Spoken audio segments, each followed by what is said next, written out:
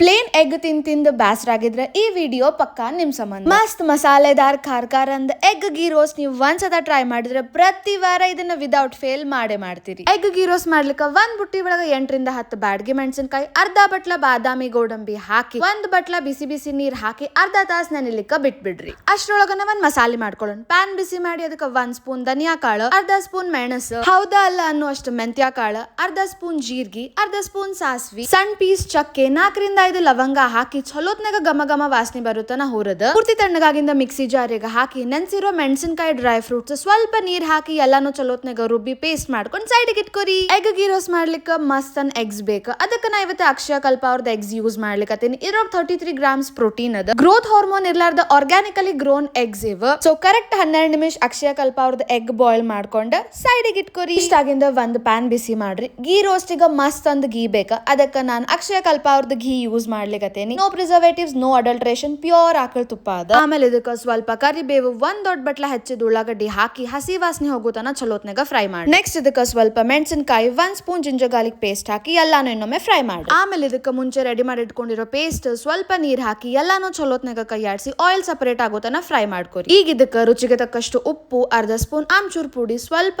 ಬೆಲ್ಲ, ಅರ್ಧ spoon garam masala, 1 spoon kasuri methi ಹಾಕಿ ಎಲ್ಲಾನು ಚಲೋತ್ನಾಗ ಮಿಕ್ಸ್ ಮಾಡ್ಕೊರಿ. ಇಷ್ಟಾಗಿಂದ ಬಾಯ್ಲ್ ಮಾಡಿಟ್ಕೊಂಡಿರೋ ಅಕ್ಷಯ ಕಲ್ಪ ಅವ್ರ ಎಗ್ಸ್ ಅನ್ನ ಹಾಕಿ ಚಲೋತ್ನಾಗ ಕೈಯಾಡಿಸಿ 5 ರಿಂದ 8 ನಿಮಿಷ ಫ್ರೈ ಮಾಡಿದ್ರ ನಮ್ದು ಮಸ್ತ್ ಮಸಾಲೆದಾರ್ ಎಗ್ ಗೀ ರೋಸ್ಟ್ ರೆಡಿ ಆಗ್ತದ. ಬಹಳ ಈಸಿ ಅದ, ರುಚಿನೂ ಹಂಗ ಅದ. ನೀವು ಟ್ರೈ ಮಾಡ್ತಿರಲ್ಲ.